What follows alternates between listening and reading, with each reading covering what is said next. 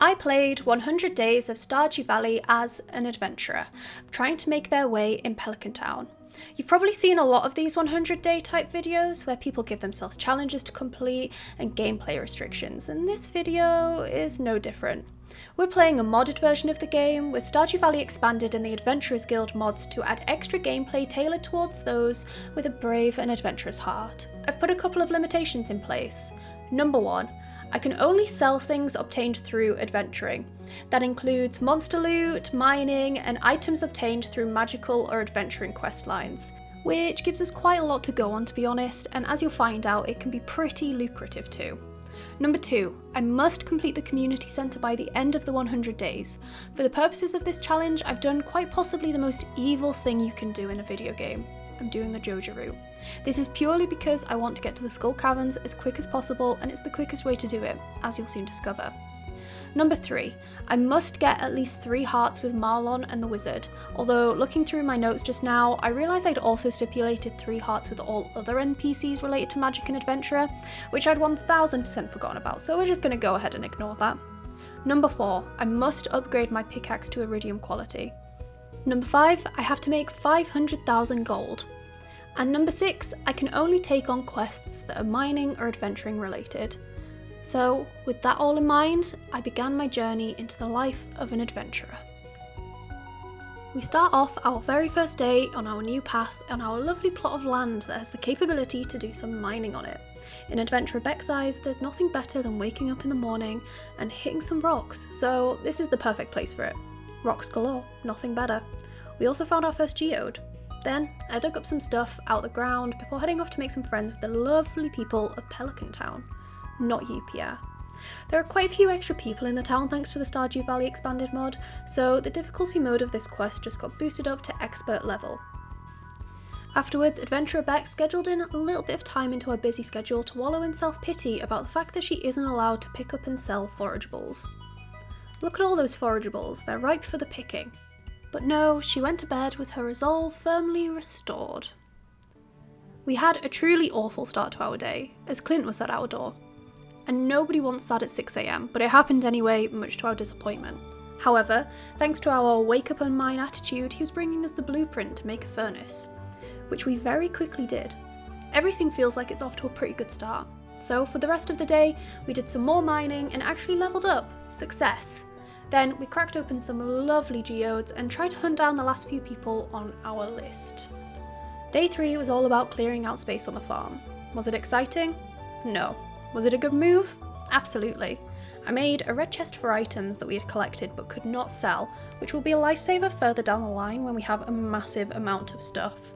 We also leveled up in foraging, which was great. On day 4 we spent more time clearing out the farm and just cutting down trees in general.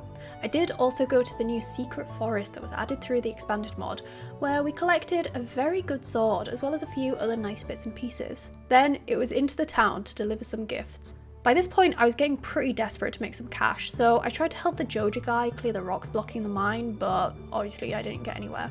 Today was also a very big day for our favourite adventurer, as she defeated her first ever monster.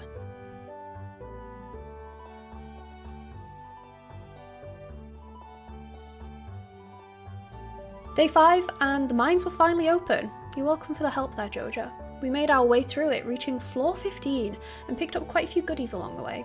The challenge is now officially underway.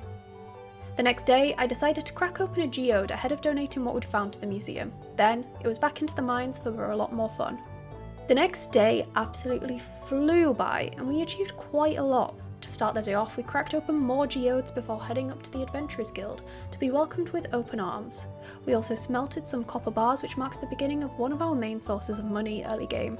We mined and we mined and we mined on day 8. And you guessed it, more mining on day 9. Although to spice it up a little bit, today I overexerted myself and spent 3 hours doing the walk of shame home. The best day in the game is finally here. Marnie was at our front door this morning asking if we'd like to adopt a cat. After much deliberation, I named our little friend Bilbo, and after that we took a quest for Clint and finally got out of the actual worst section of the mines. On day 11, we dropped off a load of stuff at the museum. Well done to us for single-handedly keeping the Pelican Town Museum afloat. Nobody else is putting in any work here. Then it was onto the mines where we completed Clint's quest and spent so much time there we passed out. But we did level up in combat and mining, so it all works out in the end, doesn't it? What would a day be like for Adventurer Beck without the mines? I don't know, and neither does she, as she spent more time in the mines today. And along the way, she collected lots of good stuff that could be sold for much needed cash or donated to the museum. We also leveled up in combat, which, we're flying through this. Day 13, we lost the egg hunt. I really don't want to talk about it. Today was the day. Hard-earned gold in hand, we made our way over to Joja to collect our brand shiny new Joja membership. It's always a sad day when you have to do this, but Beck wasn't too bothered. She still had some money left over, so she hopped over to Pierre's to upgrade the backpack, which makes life a million times easier for us. With loads of time left in the day, we took a quest for Lewis and spent the rest of the day mining. On day 15, we were finally at a point where we could upgrade our pickaxe for the first time. After handing over our firstborn to Clint, Beck spent the rest of the day wandering around foraging. The next day was quiet, without the pickaxe, so we leveled up in farming and gave Robin her axe back because I'd completely forgotten my own rule about only doing mining quests. This happens a few times at the beginning here, so I am here, before you, asking, begging and pleading for forgiveness. Then we went to sleep at midday. My notes on day 17 only say IDK, which is not helpful whatsoever past Vexio, so thanks for that. Really appreciate it. I assume we collected our pickaxe from Clint and went mining. On day 18, I actually know what happened. We mined, we did some more mining, and yeah, even more mining. It sure is hard work down here in these mines. On day 19, we popped into the Adventurers Guild where we were met with a cutscene with Marlon and Robin discussing the expansion of the guild. Robin asked me to collect 600 wood, whilst the wizard and Marlon would sort out the other materials. Then it was to the mines where we very quickly died. On day 20, it was time for another pickaxe upgrade. And boy, are we flying through these. Amazing work, truly iconic. Because we couldn't do anything else, we chopped wood to help us hit the 600 mark. Day 21 was a very short day. We popped up to see Robin so we could give her our wood and then went to sleep. What's the point in being awake if you can't mine? But the next day, Robin was at our front door first thing, giving us 1,000 gold, as we'd actually wound up giving her way too much wood, so that was nice. We picked up our iron pickaxe and went into the mines for the rest of the day. We also leveled up in combat too. Nice. The Monster Research Centre was finally open on day 23, so we went to see what was going on there. We met Gabriel and Zinnia, who were the researchers heading it up. They told us a little bit about what would be going on here and what we could expect to see happening. It'll be interesting to see how this develops further down the line. As we were right next to it, it would be rude to not just quickly pop into the mines to say hello. And it was well worth it, because we reached level 100. It was a very, very, very good time in there today. On day 24, I was super excited about opening some geodes. I waited around outside the blacksmiths only to discover that when the clock struck 9, it was closed. Of course, today was the flower dance, and we were all forced to watch the young singles have a lovely time together while the rest of us stood alone on the sidelines to watch. Not that I'm bitter about it or anything.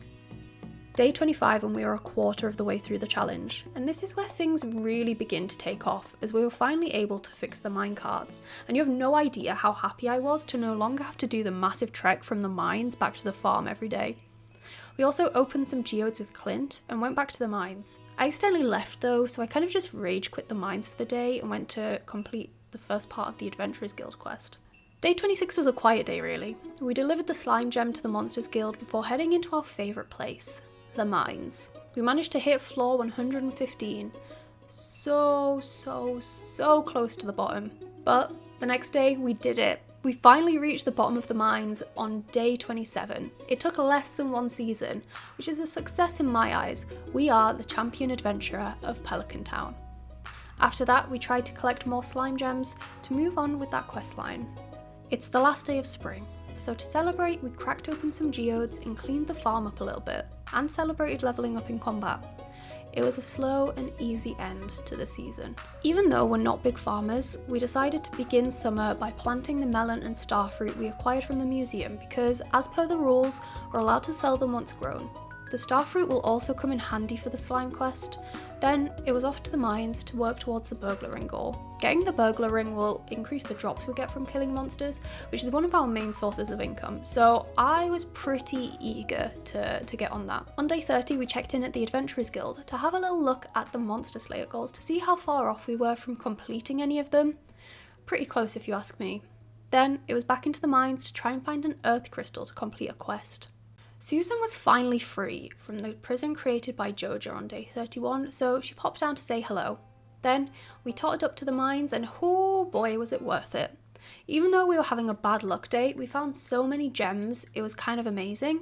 We're eating good tonight, friends. Day 32 was a quiet but familiar day for us today. We did what we do best. We mined and mined and mined and mined, but we leveled up, which was also nice. Day 33. What a day. The best day, actually. On some random flaw in the mines, thanks to some random slime, we got our first ever prismatic shard. Life just got so much better for us, especially when we can finally upgrade our weapon to the galaxy sword. I didn't make any other notes about this day, as it was obviously the most important. After yesterday's excitement, this was always going to be a bit of a letdown. We completed a quest for Clint and got stuck in 2 cutscenes. Again, my notes for this day weren't particularly helpful and only had one word: bus. Yep, we finally had enough money to pay off our debts to Joja to reopen the bus route to the Calico Desert. Say goodbye to boring Pelican Town mines, we're moving up in the world. So the first thing we did on day 36 was we paid our 500 gold to Pam and went to the desert where we picked up the galaxy sword for heading into the skull caverns where, surprisingly, we didn't die, despite being extremely unprepared for it. Because we've acquired the galaxy sword, we can now buy even more weapons from Marlon, which was handy to know on day 37, but other than that, all we did on that day was take our pickaxe to be upgraded. On day 38 we didn't do anything today as our baby was moving up in the world. The next day it was the luau, and it was okay despite us not being a farmer. The governor was actually alright with the soup, so I'll take it. Okay, day 40. What an absolute day. Possibly even better than day 33. We went to Clint's to collect our brand new pickaxe, very exciting, before heading to the desert. This was our first proper trip, and good lord what a trip it was. We got our second prismatic shard, we got a dinosaur egg, and somehow we managed to get down to level 25. PC players don't understand the luck they have when playing this game. Console players are fighting for their lives with the luck in that game. It was on this day that I decided that my new goal was to create some crystallariums to earn that sweet, sweet cash. But as I went to craft them, I realised that I'd literally just sold what I'd needed to do so. I decided to go to the skull caverns, but that wasn't very successful either. A bad luck day all round. Day 42 was slightly better than yesterday. We managed to hand in everything for the Adventurers Guild quest, and we had a chat with the wizard. We also unlocked the quarry too. Success. I have never had luck in Stardew quite like I have in this save file. On day 43 we went to the quarry, and we found our third prismatic shard. I have more prismatic shards than I know what to do with now. Other than that, we worked towards our Monster Slayer goals. We leveled up in combat on day 44. But in much more exciting news, our Skull Caverns run today netted us a massive 6 diamonds. 6! I'm way too happy about this. We had a very productive day on day 45. We completed the bomb quest for Clint, we completed the Silly the Slime quest, we chopped some wood and went straight to bed. A pretty solid day if you ask me. On day 46 we cracked open some geodes and we went to see Silly the Slime. And the backstory was so sad. Here, see for yourself.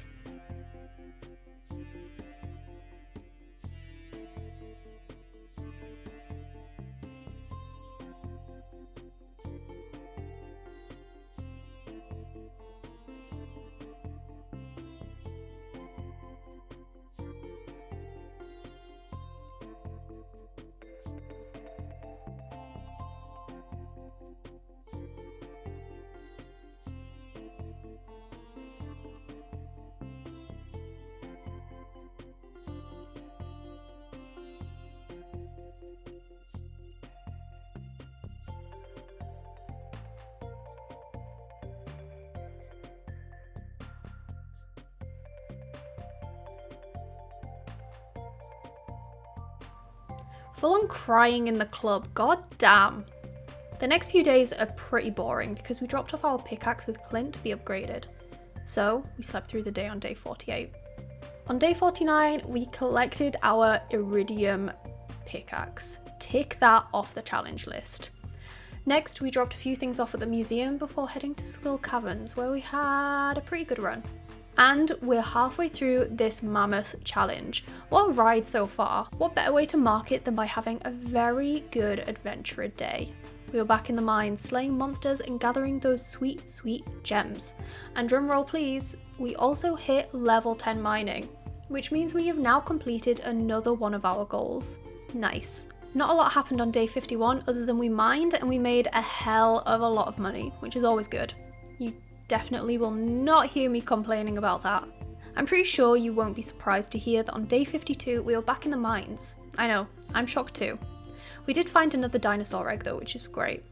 I do kind of start to have a thought with these later, but I'm not too sure if it actually goes anywhere just yet. Day 53 was another mine day. I don't really know what else to say other than we just mined. But day 54 was grindy and admin-y. We started off by opening some geodes with our absolute fave, Clint, before taking stuff to the museum. Then it was off to the mines to kill innocent dust sprites in pursuit of our beloved burglar ring. After a few boring days, this one was worth writing home about. We had a visit from Gunther to say thank you for helping out with the museum and that we'd be getting some money as a thank you. First win of the day. Then we headed to the mines because, of course, what else are we going to do? But, and wait for it, we found yet another prismatic shard. I don't think I'll ever stop being excited about this, ever. The next day we woke up to something amazing in the post. So much money. What?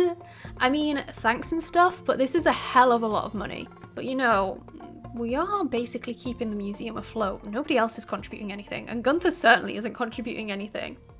So of course we used our hard-earned cash to achieve some more goals. Some of the money went towards fixing the greenhouse up, and we also bought a coop ahead of my big plans for dinosaur rearing. Then we celebrated in the only way we know how, by killing slimes. So a well-rounded day all in all. Day 57. Mark this on your checklist, friends. We finished the community centre. Yep, we did it. I think this is actually the quickest I've ever managed this, to be honest. I enjoy speedrunning the completion of the community centre, so I was pretty chuffed. Then we went to the Skull Caverns where we got a crystallarium in one of the treasure rooms. If you'll cast your mind back not too long ago, you'll remember that I was hoping to build an army of these, so it's a step in the right direction. We encountered the saddest cutscene in existence today. The Joja celebration for completing the warehouse. I hated it, and I never want to do the Joja route again. Seriously, this was too much. It was too sad. We've almost finished the mineral collection though, which I suppose is a positive thing. And in other news, we took the prismatic jelly quest from the board in town and somehow managed to complete it super early. This never happens to me. It normally takes an absolute age. It was quite a busy day for us today. We triggered the wizard's quest up by the train line, we upgraded our coop, we gave Marlon a gift, and then we killed some monsters, all in a day's work. Today and the next 2 days were spent foraging, as I desperately needed to make lightning rods to get batteries to upgrade the ship, and also to make crystallariums, so we could have a steady supply of gems to sell. So we foraged. And we foraged. And we foraged. And finally, on day 63, we had a high enough foraging level to make lightning rods. Which we did, and this was genuinely the most interesting thing that happened today. All you need to know about day 64 is that we went to the Skull Caverns and we died. This is one of the things I regret doing in these 100 days, but nevertheless I shall explain. I dropped off some of the items needed to get us to Ginger Island. Why do I regret this? Because I realised after spending quite a lot of time there that some of the quests to get the walnuts I can't actually complete this year, so it just kind of felt like a waste of time to be there, but not completely, as you'll soon find out. We then spent the rest of the day in Skull Caverns. The luck of day 66, unparalleled, truly incredible, never been seen before. So we casually went to Skull Caverns, and what did we find? A lucky ring. Yeah, you heard it right. Then another prismatic shard. I genuinely cannot believe the luck of this playthrough. I'm actually kind of mad about it, to be honest. On day 67 we upgraded our axe again, because why the heck not? And then we went back to our favourite place, the Skull Caverns, where, you won't believe it, we found another prismatic shard. I may as well retire now because I actually think I've peaked. Day 68 was a significantly less exciting day. I went to see Marlon because I found out I actually needed a high relationship with him in order to progress to some of the more exciting parts of the expanded mod. You know, the things that kind of help us as an adventurer. So from now, I kind of really go hard on being his best friend. Then we got together the bits to make a slime hutch, as that's exactly the kind of thing a brave adventurer like Beck would have on their farm. After that, I went to bed because it's tiring being this brave. Another productive day ahead of us on day 69. We picked up our shiny new axe, spoke to Robin about setting up our slime hutch, and chopped some wood. Not exciting, but it gets the job done. You guessed it, day 70, another Skull Caverns run. And yep, you guessed it again, another prismatic shard. We also encountered 2 whole treasure rooms, but they didn't give us anything interesting, just a rain totem and some tomato seeds. But now that our slime hutch was built, we incubated some of the slime eggs that we had acquired over the last 71 days before attempting to collect 200 hardwood. Annoyingly, we fell 4 short, and I've never felt so frustrated in my life. So, to ease our sorrows, we went to see Marlon and checked in on the Monster Slayer goals before heading into the mines to kill some dust sprites. Stardew Valley Fair. This is the only time I've ever rage quit a day in this game. We managed to come in 2nd place, which is fair enough, but I do think my display was the best, and I hate losing to Pierre, he's my mortal enemy. Anyway, then we went to try and earn some tickets using the tried and tested method of choosing green on the spinning wheel. But for some reason, nothing worked. I lost all my tickets. I tried another method. I lost all of my tokens again and couldn't be bothered trying any other way of earning them, so I rage quit the day. Perfectly reasonable. Day 73 was eventful-ish. We completed the ship, so from tomorrow we'll be able to go to Ginger Island, which is pretty exciting. We gave gifts to our besties, the Wizard and Marlon, and then we ticked off a quest by completing Cheese Casino, and we had a little wander into the caverns. Now day 74. This was a successful day. Of course, we had to go to Ginger Island. At first, we set about collecting a few golden walnuts, and optimistically went to the volcano to get started with that. But upon arriving, I realised I'd forgotten my watering can. This happens quite a few times, actually. So off we went back home to collect it, and then come all the way back. Somehow, despite this, we managed to make it to the top of the volcano without a hitch, where we met Lance. Now, if we continue to do 200 days, Lance will be our top romance candidate. He is the ultimate adventuring bachelor. He is our equal, our soulmate. Anyway, we are now 3/4 of the way through the challenge, and boy, this is a great way to celebrate. Using one of our many prismatic shards, we went to the top of the volcano and upgraded our sword. And can you believe it? We got Crusader on the first go, which means it's now much easier to kill mummies. You don't have to bomb them, you just swipe at them like you do with every other monster. Then we collected some more golden walnuts, which is much less exciting, to be honest. On day 76, we kept things humble after such an exciting day yesterday by making a slime press, finally getting a silo, and hunting for walnuts on Ginger Island. We started the next day by getting stuff done. We gave gifts to people, we dropped stuff off at the museum. It was very productive. Then we went to Skull Caverns, where we had an incredible run, and we beat the Serpent Slayer goal, which means we can finally collect one of my favourite rings in the game, the Napalm ring. Day 78 is where we begin our run of achieving Monster Slayer status. But first, we went to Joja Mart to see if there was anything good going on Joja Day, but there wasn't. The day wasn't ruined though, as we wandered up to the Adventurers Guild to collect our Napalm ring. If you didn't know, the Napalm ring acts as a bomb. Whenever you kill a monster, their body explodes, which kind of removes the need for bombs somewhat when mining. It's great. Except for when you have monsters on your farm and you've got a proper farm set up, and they turn up and they explode and they destroy everything in the vicinity. Then it's less good. Other than that though, we went mining, where we were finally able to complete the Dust Sprite Slayer goal. What a couple of days. Now, day 79 and 80 were 2 very good days, but you wouldn't know that because I accidentally forgot to film them. I decided that I wanted to go and get a little snack or a drink or something, paused my game, came back, continued playing the game, but didn't unpause it. I am dumb. So here's a quick breakdown. We picked up the burglar ring and we combined some rings so we could have all of the perks we'd ever need without having to swap things around. On day 81, I finally realised I'd forgot to record and actually started filming again. Well done me. we had a very good trip to the Skull Caverns where we completed another 2 Monster Slayer goals. We are just flying through these now. It's also around about now that I decided I wanted to try and complete as many as possible within the 100 days. This wasn't something that I'd set myself a goal of at first, but as it went on and as I was completing more and more of them, I thought, you know what, let's try this, let's do this. We were mining again today, as I'm sure you expected, which was fine, but we did in fact find an auto petter in one of the treasure rooms. I don't actually rate these because they never seem to work for me, but I've been led to believe it's an exciting find.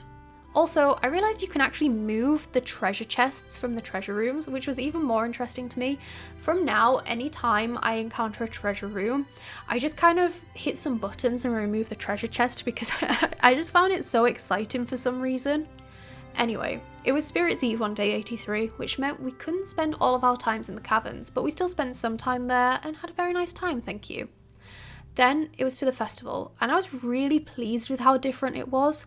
Expanded has changed everything so much, and the maze and the Spirit's Eve festival was no different. I've played a lot of Stardew Valley, but a lot of vanilla Stardew Valley, so I could probably complete the maze with my eyes closed, so I was really happy that the maze was far more difficult. I was actually a little bit stumped with it as well, which I was very pleased with. Nothing exciting happened on the last day of fall, we just went to the Skull Caverns, and according to my notes, it was just okay. That's it. Okay. First day of winter, we're in the end game now. We set the Krobus quest in motion. Just for the record, for some reason I had written Kronos in my notes, so there's that.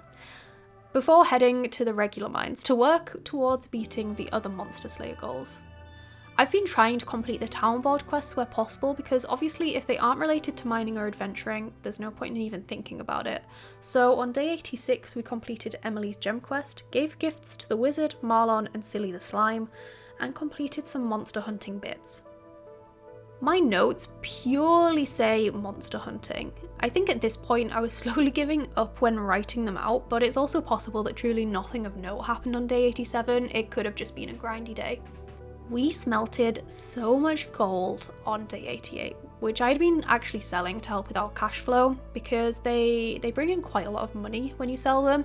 So I think towards the end here, I just kind of go a bit wild with building furnaces and just shoving every single ore into them. Other than that, we also encountered the wizard who pulled us into a cutscene, and then it was off to do some more monster hunting. On day 89, it was a day of celebration because we had finally completed all of the Monster Slayer goals, aside from the fire sprites. This is the most I've ever completed in Stardew, so I was actually really happy with this. At this point, you know, the fire sprites weren't an essential to me because they turned up kind of late in the day, and I just didn't deem them as like one of the essential monsters to kill off. 10 days to go, and we're slowly crossing off more and more of our challenges for this run. We popped into the Skull Caverns and oh boy did we get some good stuff, but more excitingly, we completed the challenge of earning 500,000 gold in 90 days. Hell yes! Day 91 was another exciting day for us because today was the day I decided to reach floor 100 of Skull Caverns. So, armed with a ton of jade I'd been making in my crystallarium and all the stone I'd managed to acquire, we headed to the desert. We bought as many staircases as we could from the trader before heading into the caverns. For a brief moment, I thought we might not actually do it. I wanted to get as far as I could on my own merit, but in the end, I resorted to just dumping a staircase and going down, but we did it.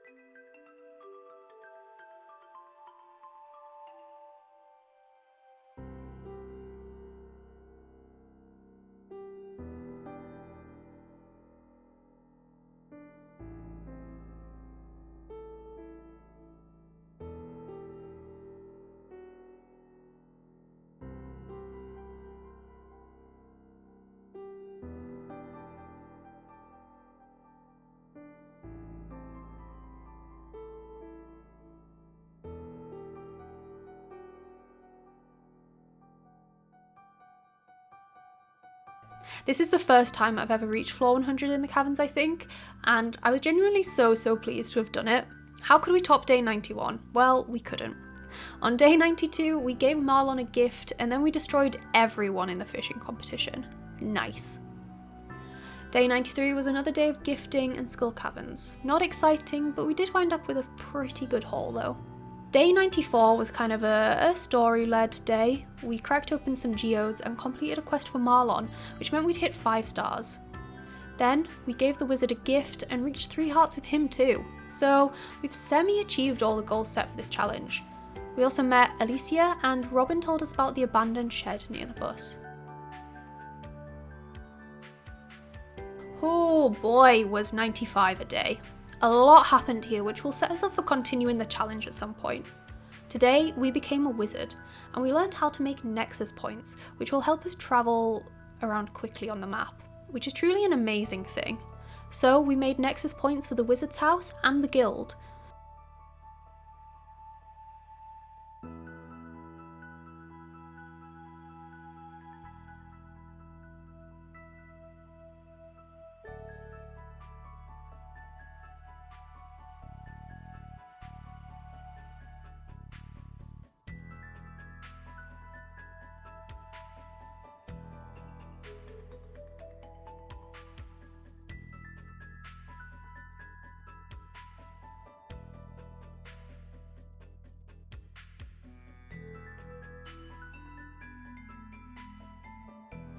We also went to bed super early because we'd basically had an entire day at this point and I was like, you know what, I've done my time here. Day 96 was a Skull Caverns run. To kick things off, we tried eating a dewdrop, which can be found in the Nexus Point area. These give you so many stat boosts. We got so much luck and speed increases from this, it was incredible. We managed to go for most of the mine run without eating any food at all. Plus, we scored a ton of loot. And when we got home, we made a nexus point for the farm too. On day 97, we headed to Ginger Island to try desperately to kill as many fire sprites as possible to complete the Monster Slayer achievement because we didn't really have that much else to do at this point. You know, we were 3 days off the final day, so I thought, why not? The next day we did the exact same thing. Today, we also enchanted our pickaxe, so it's now even stronger. We had a bit of a different day on day 99. We went to the casino where I spent so much time on the slot machine trying to get enough points to buy the Statue of Wealth, which we actually managed to do. I didn't even realise this was a thing until relatively recently, so I was pretty excited. Then we headed into the caverns and had an absolutely fantastic time. We found so much loot, it was perfect. Then we headed home and bought a beautiful painting at the night market. The day is finally here. It was quite a solemn day today, knowing that the end of the challenge was here, but we'd managed to achieve so much in such a short amount of time. I was also really proud. I went to go to Clint's, but he wasn't there, so at least he was consistently disappointing throughout the challenge. Some things never change. I gathered 35 ores for him as part of a quest, killed some slimes, went to the secret forest and came home. All in all, it was a pretty quiet day.